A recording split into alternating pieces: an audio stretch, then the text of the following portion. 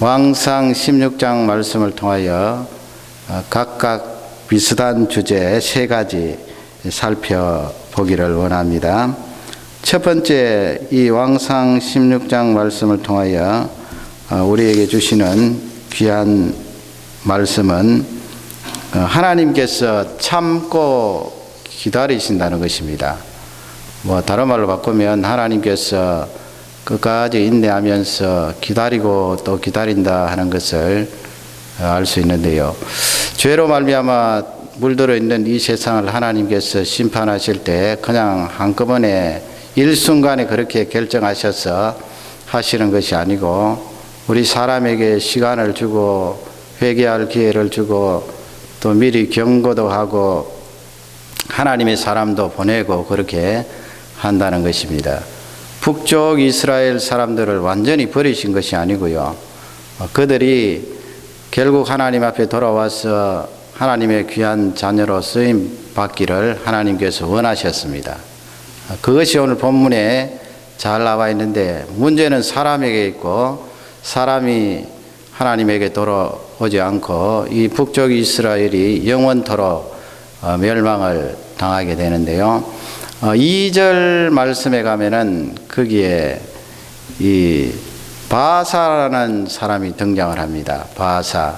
지금 오늘 이제 이 살펴볼 바사, 또 바사의 아들 엘라, 그 다음에 또 시므리 이렇게 등장을 하는데 이름이 늘 들으신 대로 비슷비슷합니다만은 북쪽 이스라엘의 그 계보를 살펴보면 제일 첫 번째 왕은 아시는 대로 여로보암이었고요. 여로보암. 그 다음에는 나답. 그 다음에 세 번째 임금님이 바사인데 왕조가 다른 거예요. 여로보암이 왕이 되고 그 다음에 두 번째 왕은 여로보암의 아들이 되었지만 거기서 이제 끝이 나고 다른 왕조가 들어서는데 이 다른 왕조가 바로 바사가 되었고요. 그 바사의 아들 엘라라는 아들이 있었는데 그 아들이 또 대를 이어서 4대 임금님이 되었는데 거기도 역시 하나님 앞에 범죄함으로 2대 만에 끝이 나고 시므리라는 사람이 쿠데타를 일으켜서 또 새로운 왕조가 등장을 했는데 이 시므리라는 사람은 7일간 왕노릇 하다가 세상을 떠난 그런 왕이 되겠습니다. 그러면 2절 말씀에 가면 하나님께서 이 사람들이 돌아오기를 기다리시고 참고 계셨다는 것을 잘 알 수 있는데요.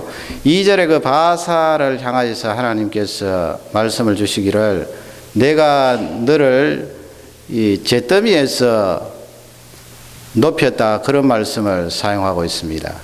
잿더미, 진토에서 잿더미에서 너를 높여서 이스라엘 백성의 주권자로 삼았다 그런 말씀이 되어 있는데 거기 이 잿더미 진토라는 이 말씀은 그 바사 임금님의 신분을 말하는 거예요. 원래 임금님 되기 전에 이 바사라는 사람은 이사갈 지파 사람인데 그 누가 알아주는 사람도 없고 그의 출생이라든지 그의 여러 가지 환경을 보면은 임금님 될 자격이 전혀 없는 사람이에요.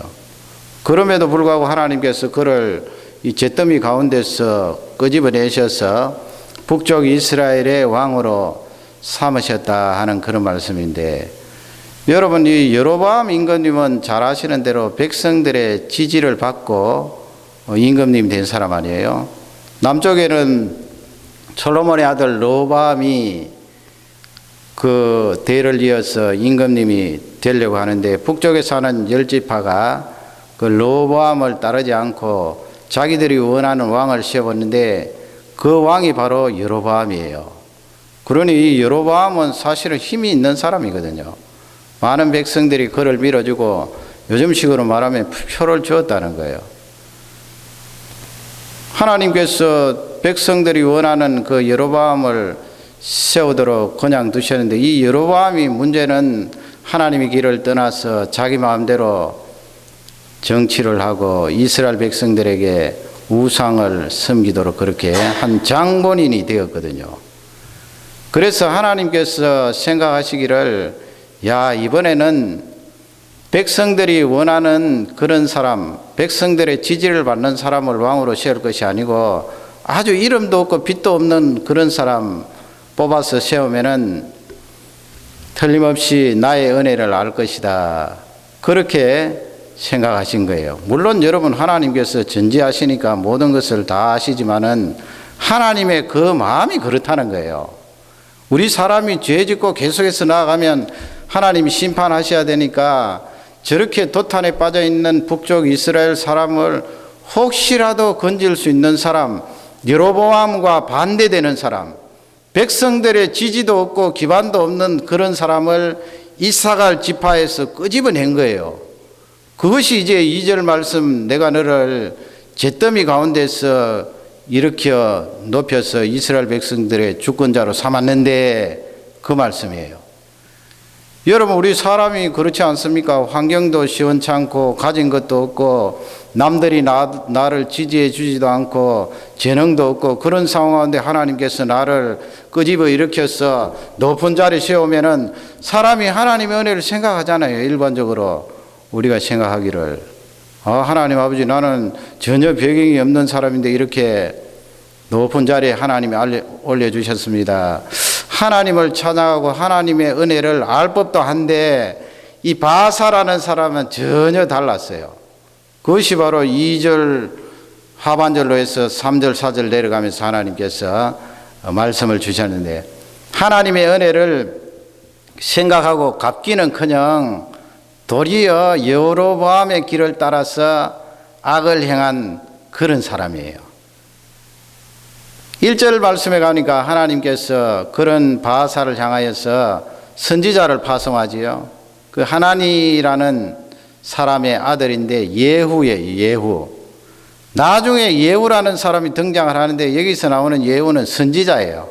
그 선지자가 이 바사에게 나아가서 하나님의 말씀을 전하는 겁니다. 그것이 2절 하반절로부터 쭉 해서 나오는데 중심 내용은 너도 역시 여로보암의 길을 따라서 내 앞에 범죄하였도다. 그 우상을 여전히 섬기도록 그렇게 했다는 거예요. 그리고 이스라엘 백성들이 너 때문에 죄를 짓게 되었도다. 하나님께서 그것을 보고 대단히 노하셨다는 그 내용이 2절, 3절, 4절 나오는데 특히 4절에 가면은 너의 이 집안이 죽으면 성읍에서 죽으면 개들이 와서 그 시체를 먹고 들판에서 죽으면 공중에 새가 날아와서 그 시체를 쪼아 먹을 것이다. 무시무시한 말씀이죠. 옛날에 여로보암에게 했던 그 말씀을 동일하게 하고 있는 거예요. 그러면 여러분 이 바사를 통하여 하나님께서 섭리하신 그 마음을 보면은 하나님의 마음을 우리가 읽을 수 있지요. 워낙 이스라엘 백성들이 돌아오지 않고 자꾸 우상 섬기고 엉뚱한 길로 가니까 이번에는 임금님 세울 때 전혀 이름이 없는 알지도 못하는 사람을 임금님으로 세워서 하나님의 은혜를 알도록 했는데 여전히 엉뚱한 길로 가는 거예요. 그러니 하나님의 마음은 죄 짓는 우리 사람들에게 기다리고 참고 어떻게 하든 돌아오기를 간절히 바라셨던 거예요. 얼마나 바라셨어요. 그리고 또 그냥 바로 심판하시지 않고 이 예후라는 선지자를 보내어서 하나님의 말씀을 그에게 직접 전하잖아요. 요즘 같으면은 여러분, 요즘이야 뭐 각 이 교역자들이 많아서 인터넷이나 하나님의 말씀을 우리가 수시로 들을 수 있습니다만은 그래도 하나님의 선지자가 내 앞에 바짝 다가와서 직접 나에게 말씀을 전해주면 요즘 같으면 들을 것 같은데 모르겠어요. 옛날에는 지정된 그 선지자가 바사에게 나아가서 하나님의 말씀을 직접 전한 거예요. 너희 가문이 그렇게 죽을 것이다. 그러면 그때 그 말씀을 듣고 죄를 뒤집어 쓰고 하나님 앞에 회개하고 돌아오면 되는데 그 말씀을 들어도 전혀 딴 생각 없는 거예요. 하나님 앞에 뉘우치지 않는 거예요. 그냥 우상 섬기고 죄 짓는 그 길로 뽀적뽀적 걸어가고 있으니까 하나님께서 어쩔 수 없잖아요. 결국 이 바사 가문도 멸망을 당합니다. 그러나 하나님의 중심은 어떻게 하든 한 사람이라도 하나님 앞에 돌아와서 회개하고 하나님께서 원하시는 그 길을 걷도록 원하신다 하는 것을 꼭 잊지 마시기 바랍니다. 두 번째, 이 말씀이 우리에게 가르쳐 주시는 중요한 말씀은 본보기가 중요하다는 거예요. 본보기가 얼마나 중요하겠어요. 지금 2절 말씀에도 보면은 그 예후 선지자가 바사에게 그런 말을 하지요. 너도 여로보암의 길을 따라, 그런 말씀을 합니다. 여로보암의 길을 따라. 그리고 7절 말씀에 가면은 여로보암의 집을 본받아 그랬어요. 본받아. 그 우리 교육에서도 교육에 여러 가지 기법이 있잖아요. 뭐 이런 방법으로 가르치고 교육 뭐 현장 실습이 좋다. 아니면 그냥 말로 전달하는 것이 좋다. 아니면 뭐 영상 매개를 사용하는 것이 좋다. 그 가운데 좋은 방법 중에 하나가 무엇인가 하면은 본보기를 보이는 거예요. 그 가정생활을 하는데 자녀들 교육할 때 부모님을 많이 본받겠지요. 뭐 어쩔 수 없잖아요. 그리고 형제 같이 가정 안에서 살아가면은 늘 보는 것이 그것이니까 그 형제가 어떻게 하느냐에 따라서 따라가거든요. 사람은 별 다를 바가 없어요. 따라가게 돼 있어요. 그 본보기죠, 본보기. 그런데 죄가 우리 세상에 들어온 이후로 사람들이 좋은 모델을 따라가는 것보다 나쁜 모델, 죄 짓는 모델을 따라가는 경우가 훨씬 더 많아요. 그러니 그게 무섭지요. 그냥 나쁜 모델은 본받는 사람들이 덮어버리고 나는 절대로 그 길을 따르지 않을 거야. 그렇게 하면 좋은데 나쁜 것은 그냥 줄줄 따라가면서 좋은 것이 있단 말이에요. 부모님에게도 좋은 것이 얼마나 많은데요. 그 좋은 것은 다 접어두고 다는 아닙니다만은 나쁜 것을 따라가니까 그게 큰일이에요. 형제 사이도 마찬가지고요. 나쁜 것을 따라간다고요. 그러니 그 가문에 나이 든 사람이 부모 외에 나이 든 형제라든지 나이 든 자매라든지 첫 번째 태어난 사람, 그 다음에 태어난 사람, 옛날에는 형제 자매 숫자가 많았잖아요. 굉장히 중요하다고요. 첫 번째 태어난 사람이 엉뚱한 길로 걸어가면은 그 다음에는 줄줄이 엉뚱한 길로 걸어갈 가능성이 많아요. 그런 예를 많이 보잖아요. 그 중요한 거예요. 그 본을 보는데 좋은 점을 본보는 것이 아니고 죄 짓고 나쁜 점을 본받아서 그냥 줄줄이 따라가니까 똑같이 되는 거지요. 지금 이 바사도 그렇게 똑같이 따라가거든요. 여로보암의 집을 본받아 여로보암의 길을 쫓아. 그 여로보암을 본받아서 그렇게 본보기로 삼고 그냥 그 길로 쭉 갔다는 것인데, 그러면 왜 그렇게 악한 것을 알매도 불구하고 악한 것을 본보기로 삼나요? 우리 사람이 처음에는 안다고요. 저거 잘못됐어. 거짓말하는 것도 이렇게 거짓말하는 거 처음에 들을 때는 가슴이 쓰리고 야 저렇게 해서는 안 되겠다 싶은데 자꾸 옆에 사람이 거짓말하고 입만 열면은 거짓말하면은 그 거짓말이 나중에는 어떻게 해야 돼요? 거짓말을 자꾸 듣고 거짓말을 하다가 보면 나중에는 상식이 되잖아요. 죄 짓고 나쁜 것도 상식이 된다고요. 지금 바사도 그런 전철을 밟아봤거든요. 여로보암이 오랫동안 나라를 다스렸잖아요.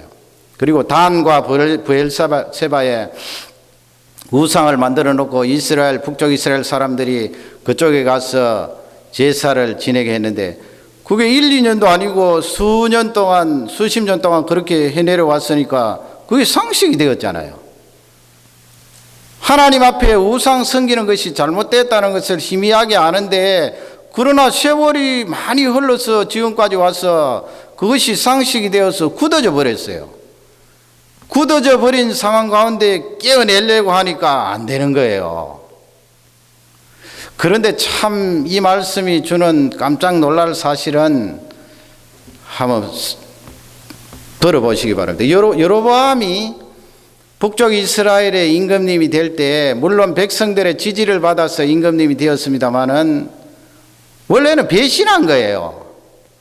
그 어려운 말로 하극상이라 그러죠. 밑에 사람이 위에 사람을 그냥 치워버리고 자기가 임금님이 된 거예요. 물론 뭐 일대 임금님 그 르호보암을 치워버리고 자기가 임금님이 되지 않았습니다만은 솔로몬의 아들이 대를 이어서 온 이스라엘 나라의 임금님이 되어야 되는데 북쪽 이스라엘에 지지 기반이 있으니까 이 여로보암이라는 사람이 솔로몬의 아들 르호보암을 그냥 무시해버리고 자기가 임금님 된 거예요. 그러니까 나라가 두 쪽으로 갈라졌잖아요. 자기 주인을 밀어낸 셈이지요. 자기가 훨씬 많은 지파를 차지하고 있고 땅도 넓고 인구도 많거든요. 하극상이에요. 그런데 보세요. 여로보암이 그렇게 해서 임금님이 되었는데 그 아들 나답이 이제 임금님이 되지 않아요. 그 2년 동안 딱 임금님하고 그 다음에는 누가 일어나는가 하면 바사라는 사람이 이 바사가 일어나서 임금님이 되는데 여로보암 가문을 완전히 멸족시켜요. 우리 앞장 15장 말씀에 가면은 생명이 붙어 있는 건 하나도 남기지 않고 다 죽였다고 그랬어요. 무시무시하지요. 그 피덩이 애기라도 있으면 다 죽였다는 거예요. 이 바사가 여로보암 가문에 있는 생명이 붙어 있는 사람을 다 죽였다는 거예요. 그러니 여로보암이 하극상으로 인해서 임금이 되었는데 그걸 본받아서 이 바사라는 사람이 또 어떻게 해요? 이거 하극상 아니에요. 바사라는 사람은 원래 백성이에요. 여로보암이 다스릴 때 백성인데 그가 임금님이 되니까 자기가 두렵잖아요. 이 여로보암 가문에 또 어떤 왕족이 남아 있으면은 자기가 밀릴 것 같으니까 자기가 일어나서 생명 하나라도 남기지 않고 씨를 발려버렸어요. 그 하극상 아니에요. 바사의 아들 엘라가 있어요. 여러분 제가 이름을 지금 계속해서 말하는데 성경을 모르면 이게 무슨 말인지 잘 몰라요. 이름을 좀 아셔야 돼요. 바사 임금님의 아들 엘라가 있는데 이 엘라가 임금님이 되고 나서 어떤 일이 일어나는가 하면은 그 북쪽 이스라엘의 장군이에요. 장군. 힘이 어느 정도는 있는 사람인데 신하죠. 신하. 시므리라는 사람이 일어나서 그게 11절 12절 13절에 있어요. 이 시므리라는 장군이 일어나서 바사 가문을 완전히 멸족시키는 거예요. 그 11절 말씀 보세요. 거기 보면은 남자는 바사와 약간 걸리는 친척 심지어는 친구까지 다 죽인다고요. 그 장군이 임금님 가문을 멸족을 시키는 거예요. 이거 여러분 하극상 아닙니까? 그래서 그 별명이 붙었어요. 시므리라는 사람은 주인을 죽인 사람, 주인을 밀쳐낸 사람, 하극상의 장본이라는 거죠. 이게 보세요. 이게 쭉 위에서 내려오면서 다 뽐보기로 물려받은 거예요. 여로보암이 임금님이 그렇게 되고 그 다음에 그 후대에 바사가 또 그렇게 치고 올라가고 그 다음에 또 내려가서 시므리라는 사람이 신하이면서 그렇게 임금님을 죽이고 왕족을 다 살해한 그렇게 다 본보기로 쭉쭉쭉쭉 내려온다니까요. 얼마나 무서워요. 본보기가 중요한 거예요. 그러니 이 시므리라는 사람은 또 7일간 왕노릇 하다가 밀려났잖아요.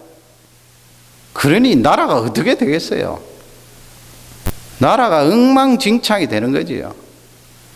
여기서 우리가 영적으로 건질 중요한 내용은 하나님 아버지, 내가 내 옆에 있는 친구의 악한 것을 본받지 않도록 그런 영적인 분별력을 주시고 은혜를 다해 주십시오. 그 악한 것을 본받으면 어떻게 됩니까? 좋은 것을 본받게 해 주십시오. 가정도 얼마나 중요해요. 하나님 아버지, 우리 가문에 이러이러한 사람이 뭐 완벽한 사람이 어디 있고 완벽한 가문이 어디에 있습니까? 거기에 보면 약점도 있고 연약한 부분도 있고 한데 또 어떨 때는 죄를 짓기도 하고. 하나님 아버지, 우리 가문에서 그런 연약하고 부족하고 죄 짓는 그런 영역이 있었을지라도 절대로 가정원들이 그런 것을 본받지 않고 하나님 앞에 선하게 행하였던 것을 본받도록 은혜를 다해 주십시오.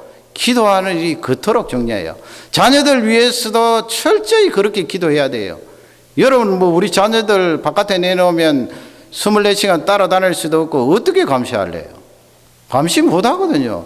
저 어린 자녀들이 저렇게 성장해 나가는데 우리가 다 따라다닐 수도 없고 감시할 수도 없고 감시해봤자 되지도 않는 거고요. 중요한 것은 여로보암이나 바사나 이 시므리처럼 그렇게 본받아서 악행을 저지르지 않도록 우리 자녀들에게 성령의 능력을 부어주셔서 하나님 앞에 선을 행할 수 있도록 도와주십시오. 기도하는 일이 그토록 중요해요. 교회도 마찬가지입니다. 교회도 좋은 본보기가 있어야 돼요. 좋은 본보기가 있으면 그 좋은 본보기를 보고 성도들이 또 배우고 본받고 대를 이어서 그 신앙을 물려주고, 우리 청소년 청년들도 마찬가지예요. 그 올라오는 후배들에게 좋은 본보기를 물려줄 수 있도록 말씀을 사랑하는 자, 기도의 능력이 있는 자, 이 세상에 나가서 정인의 삶을 사는 자, 그런 좋은 본보기를 물려줄 수 있도록 기도하고 그런 교회가 되도록, 그런 가정이 되도록 힘쓰시기를 주님의 이름으로 축원합니다. 마지막 세 번째로 주시는 말씀은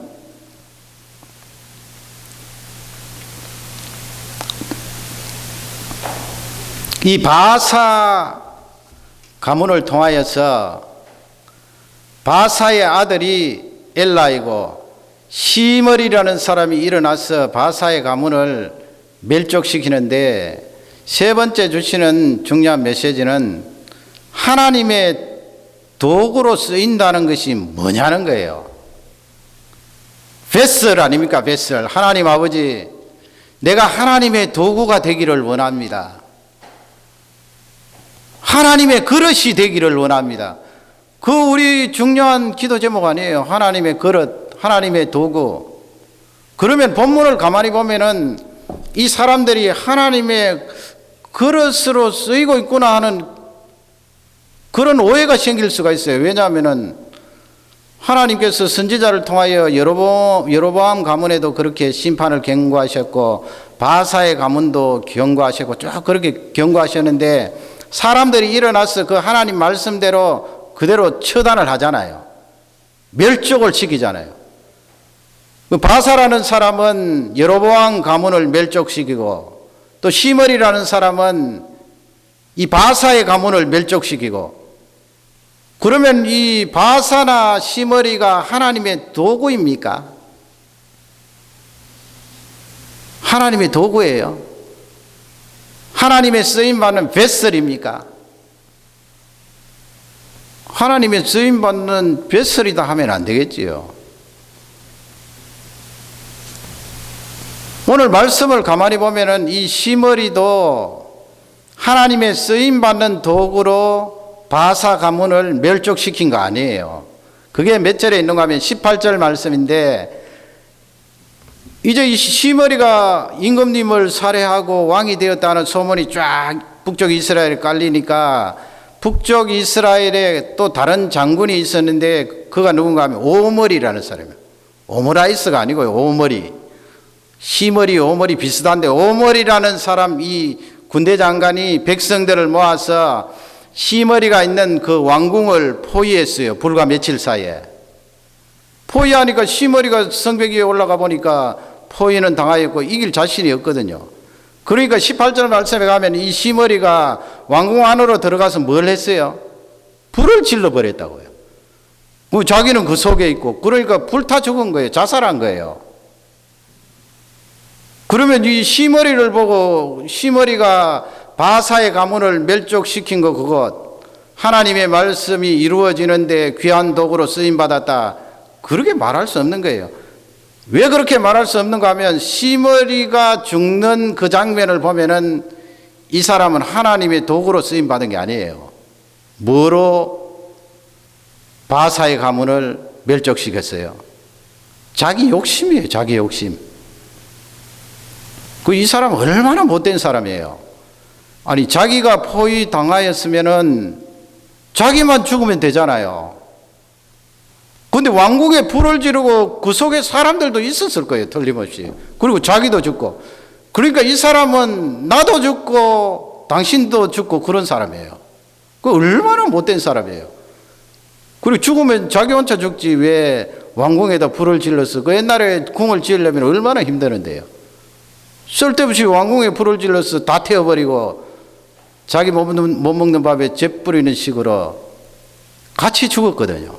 그러니 이 사람은 하나님 도구로 쓰임 받은 사람이 아니에요.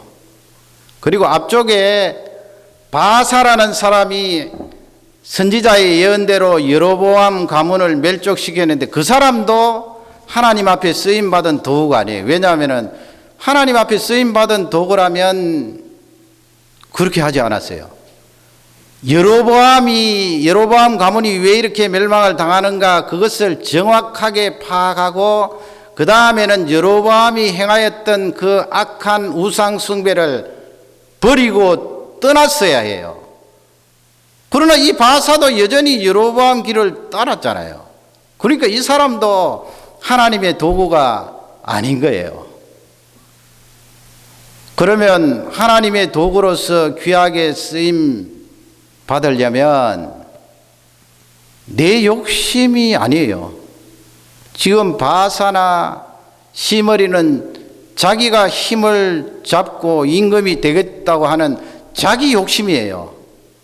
자기 욕심 때문에 사람을 죽이고 심판한 거예요. 하나님 앞에 귀한 도구가 되는 사람은 나도 살고 상대방도 살리는 거예요. 시므리처럼 그냥 자기도 죽고 궁 안에 있는 사람도 죽고 궁궐도 태워버리고 그런 식이 아니에요. 하나님 앞에 귀하게 쓰임 받는 사람은 자기 자신도 살고 이웃도 살리는 사람이에요. 여러분, 하나님의 일을 하는데 내가 헌신하고 내가 희생한다고 해서 내가 죽나요? 아니거든요. 내 목숨을 잃어버리면 살 것이라고 했는데 예수님이요. 하나님의 귀한 도구가 되면 내가 살 뿐만 아니고 이웃도 살거든요. 내가 가는 곳마다 축복의 은혜가 있거든요.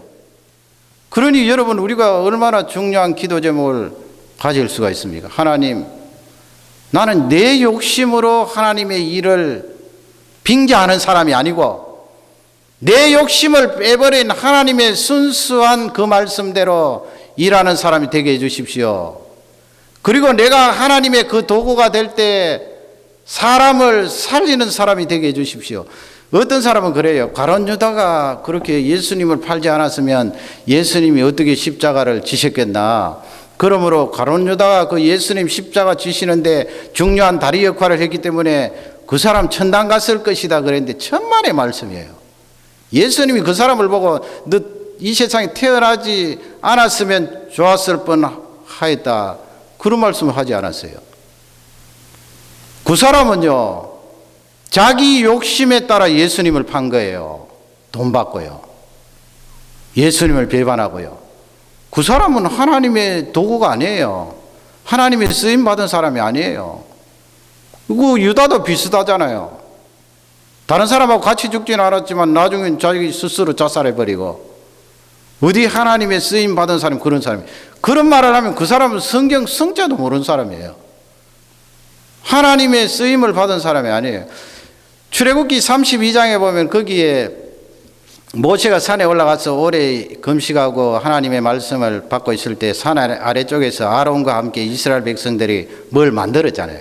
금송아지를 만들어서 그 금송아지 주위에 춤을 추면서 방자히 행하였는데 모세가 그걸 알고 하나님의 말씀을 받고 내려와서 두 돌판을 던지면서 이스라엘 백성들에게 뭐라고 말하는가 하면 너희들 가운데 여호와 편에 선 사람은 내 앞으로 오라고 그랬어요. 그때 누가 왔는가 하면은 레위 지파 사람들이 모세 앞으로 왔거든요. 그래서 모세가 그 레위 지파 사람들에게 너희들 칼을 들고 문마다 다니면서 너희들 친척이나 너희들 친구나 이웃이나 칼로 치라고 그랬어요. 그래서 이 레위 지파 사람들이 칼을 들고 우상 섬겼던 사람들을 치는데 그때 3,000명 죽었다고요. 그러면 레위 지파 사람들은 쓰임 받은 사람인가? 생각을 해보세요. 레위 지파 사람들은 그 당시에 하나님의 도구였나? 그 레위 지파 사람들은 하나님의 도구였어요. 왜 그래요? 자기 욕심대로 한 것이 아니에요. 물론 여러분 자기 욕심대로 하지 않았다고 사람을 해하는 그것은 안 되겠지요. 그 신약 시대는 절대 안 되는 일인데 그 당시에만 해도 우상 섬기는 그런 하나님과 색깔이 다른 그런 분자들을 좋지 않은 흑색 분자들을 하나님께서 초반기에 처벌하는 거예요. 그 처벌하는데 칼을 든 하나님 편에 선 사람이 레위 사람들이에요. 그래서 모세가 처벌한 그 레위 사람들에게 너희들 하나님 명령대로 했으니까 복받을지어다 그랬잖아요. 하나님께서 그 레위 지파에게 그때 회복할 수 있는 복을 주셨어요. 원래는 그 레위와 시몬이 창세기 34장에 세겜 족속들 할례 바꾸게 해서 복수한 사람 아니에요. 시몬과 레위는 회복될 수 없을 만큼 많은 사람을 학살한 그런 지파예요. 그러나 하나님께서 그 레위가 하나님 앞에 쓰임받는 그 귀한 도구로서 선을 행하였을 때 레위 지파를 회복시켜 주셨거든요. 그때 레위 지파는 하나님의 도구였어요. 왜 그래요? 자기 욕심대로 안 했거든요. 그러나 우상 섬기는 사람을 처벌하였지만은 사실은 그것이 이스라엘 백성들을 죽이는 일이 아니고 이스라엘 백성들을 살리는 일이에요. 우상 섬기는 우상주의자들을 처벌하고 순수한 사람들을 남게 해서 광야 생활을 하고 가나안 땅에 들어갈 수 있도록 한 이스라엘을 살린 장본인들이에요. 그러니 그 레위 사람들은 하나님 앞에 쓰임을 받은 도구였지요. 여러분 오늘 이 말씀을 통하여 하나님 아버지 나는 하나님 앞에 귀하게 쓰임받는 도구가 되기를 원합니다. 기도 제목을 삼으시기 바랍니다. 내 욕심이 아니고 하나님이 원하시는 그 명령대로 그 다음에 나도 살고 이웃도 사는 그런 축복, 이 축복을 놓고 기도하며 귀하게 쓰임받는 종들이 되시기를 주님의 이름으로 축원합니다.